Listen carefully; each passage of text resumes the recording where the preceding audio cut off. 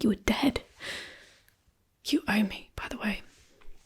I stopped you from choking on your own tongue. Although on second thoughts, maybe I shouldn't have. Anyway, I was getting so bored waiting for you to come around that I started reading your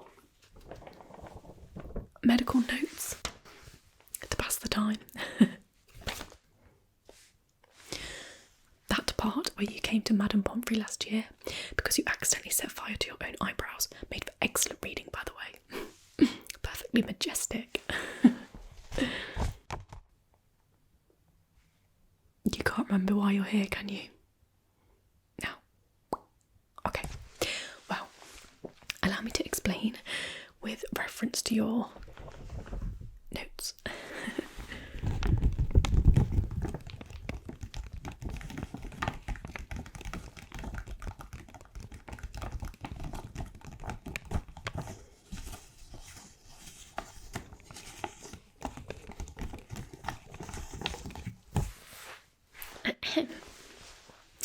Diagnosis: accidental ingestion of basilisk venom during detention escape attempt.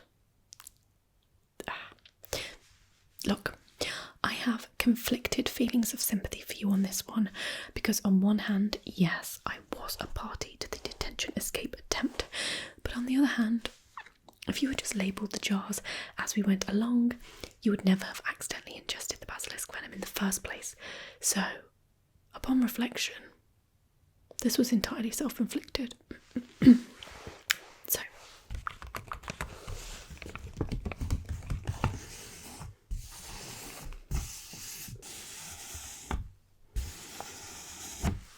symptoms: loss of consciousness, pale complexion, mild delirium, uncontrollable drooling. Do they not realise you're just a dribbly person anyway? Really? They don't know you at all. Let me just correct that. That is not a symptom.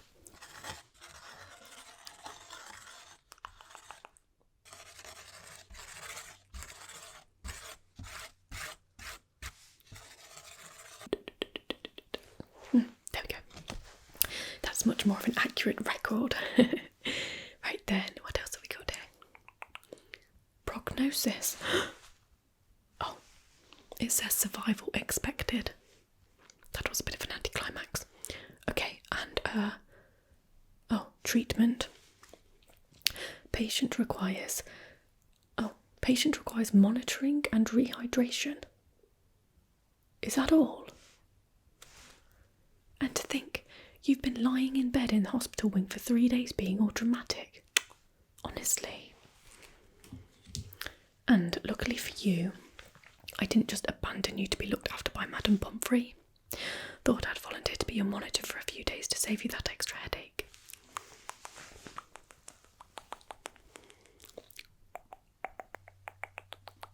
Plus, I can't leave you to be questioned on a little detention escape attempt unsupervised. You would probably talk our way into some additional punishments. So,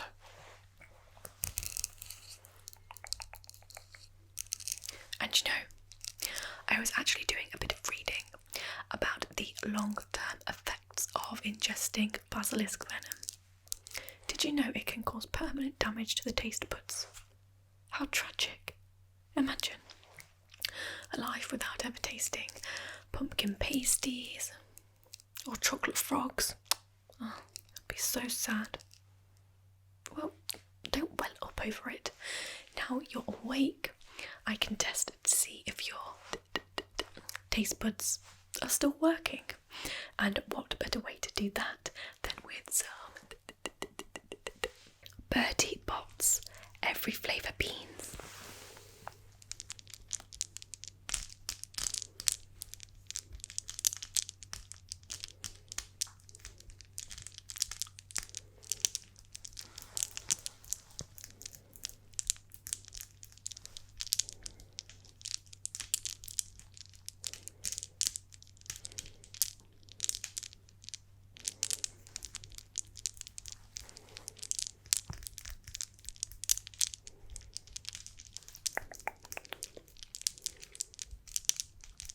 this is foolproof.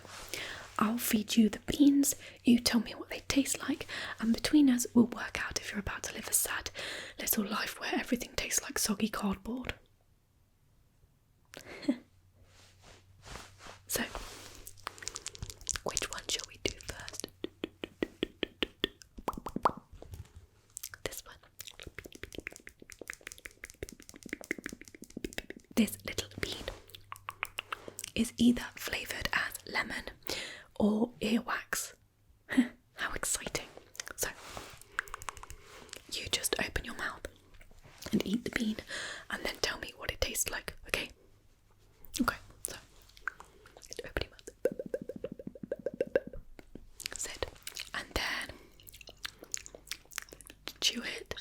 No, don't choke on it.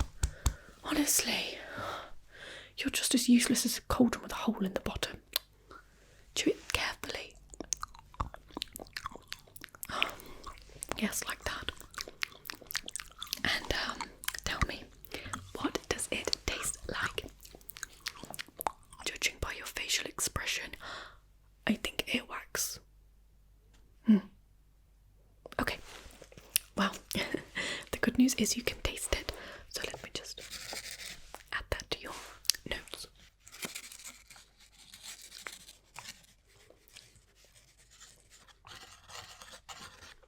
Right. Okay. And then we have this bean. This green bean. Little green bean. And this one is either freshly cut grass or green apple. And while I can't imagine eating freshly cut grass, I feel like neither of those two are actually bad options. So, what? I'm not going to give you the decent ones. It's not my taste buds that need testing. It's green apple, by the way.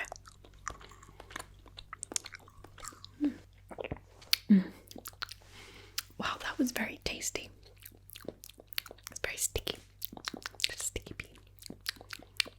Sticky bean, sticky bean, sticky bean. Well, the next one is this pink bean. Little pink bean.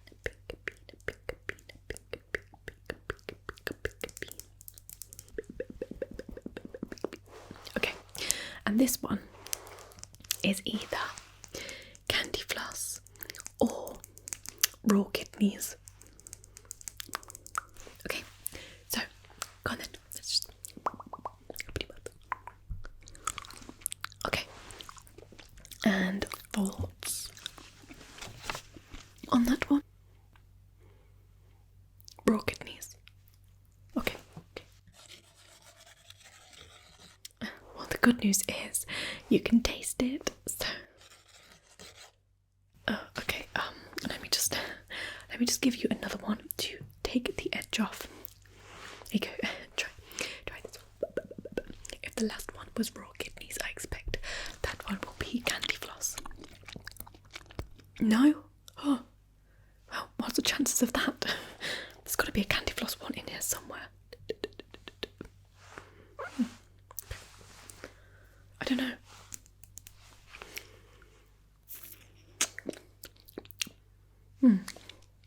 Yeah, I found it.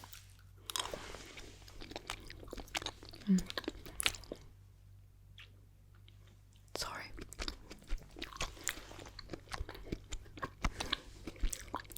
Okay, so now try this one.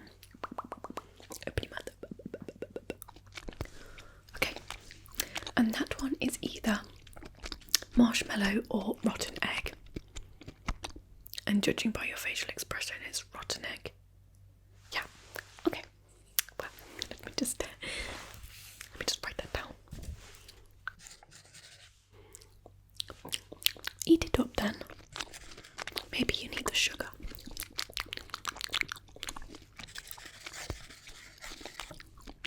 Okay. And then, last but not least, we have this bean. Okay.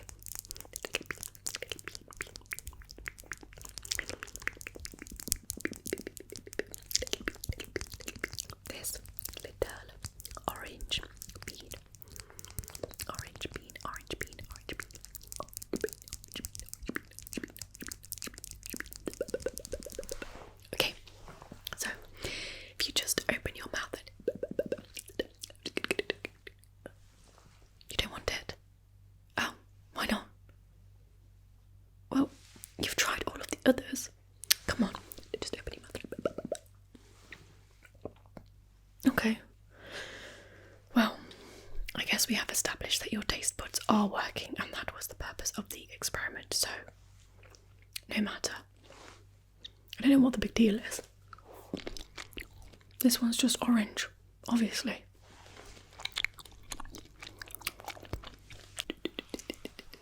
Okay, now we really need to do something about that whole rehydration thing. You look drier than my sense of humour right now. It's very concerning. So, I suppose I better whip you up a quick potion. Honestly, I should be giving you a medical bill after all of this. But I have just the thing. These.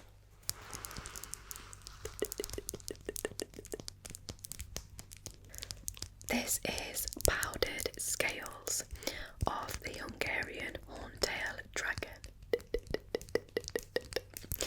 Did you know the Hungarian horntail dragon can survive without a sip of water for up to 6 months? That's because their scales absorb and store water and can be used to rehydrate the body for up to 6 months in a period of drought. Amazing, right? Hungarian horntail scales. Hungarian horntail scales. Okay, these powdered scales are exactly what you need. Let me just mix them up into a little drink for you, and then you can drink it down. I have no doubt it'll leave you feeling so much better. So, okay, and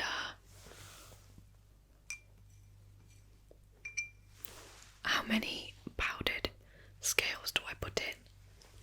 Let's start with one.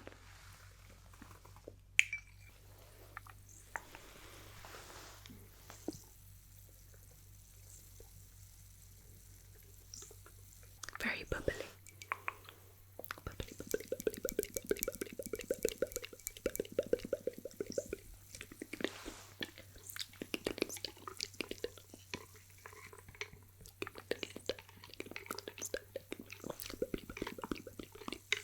Okay, it is still dissolving, but it doesn't look very strong, so I'm just going to add one more. One more little scale for maximum effectiveness.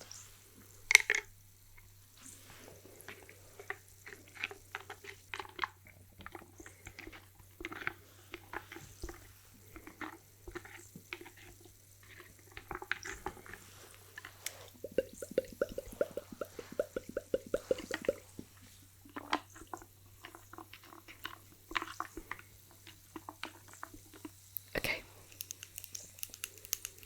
let's just leave that to dissolve for a second.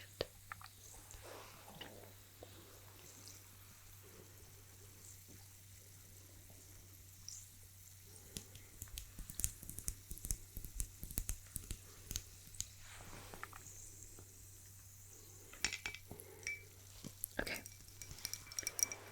now that that is dissolved, we have to stir clockwise 3 times.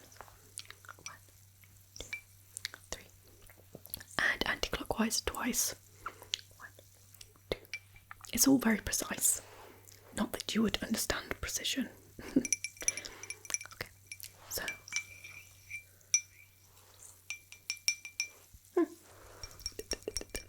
It's almost a shade of purple. Is it giving you flashbacks to the basilisk venom? Sorry. This is perfectly safe. Okay, then let me just do a little spell over it for added potency. So, Hydratus vivat, Restorus liquefis.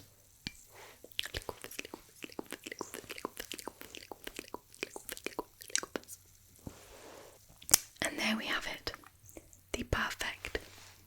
rehydrating drink. Yummy, yummy, yummy, yummy, yummy.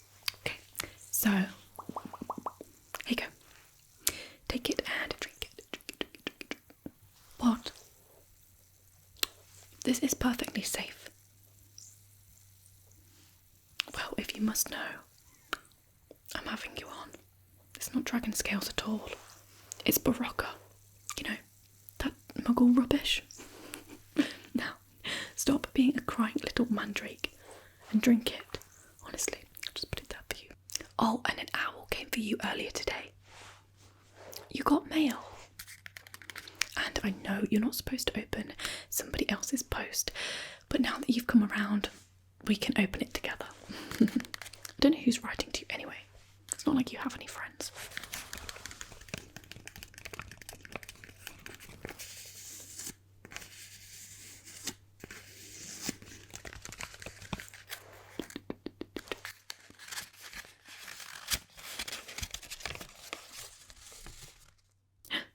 Okay, I have bad news. You've been expelled. Well, look, you were going to fail anyway, so does being expelled really make a difference? Okay, well, look. It says you've been expelled for the following reasons. This decision has been reached because you have conducted an out-of-hours midnight magic class, stolen potion ingredients and other supplies on several occasions. Naughty, naughty. Attempted to cheat by stealing a copy of the Defence Against the Dark Arts exam, and was involved in a detention escape plan resulting in the hospitalisation of a fellow student. Well, that last one doesn't even make sense. You are the hospitalised student. Wait. This is addressed to me. I'm getting expelled. This is terrible news. For you? How are you going to survive here without me? Do they not realise that we're a package deal? Not because I like you, obviously, but because you wouldn't survive here without me. Honestly, what fun is detention going to be if I'm not here to break you out of it? This is so unfair.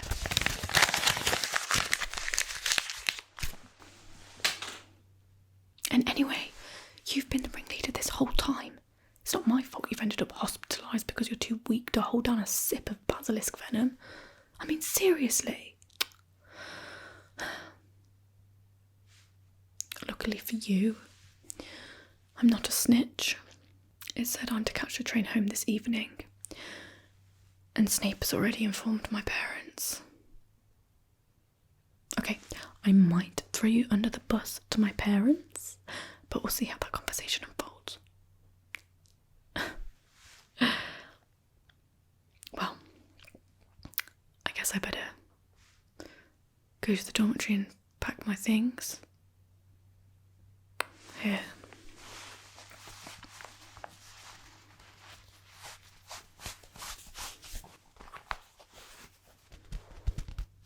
Take this. You can have it. To replace your one. Well, you look like a first year who lost a fight with the troll. And that was before you were hospitalised. So, take it. And you can have my quill too. I jinxed it so that it automatically writes out the correct answers. Just don't lose it, okay? It's worth more than all of your possessions combined.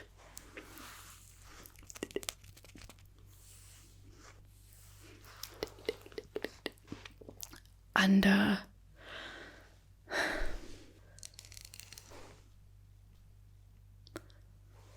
I think if I take this home, I might never see it again.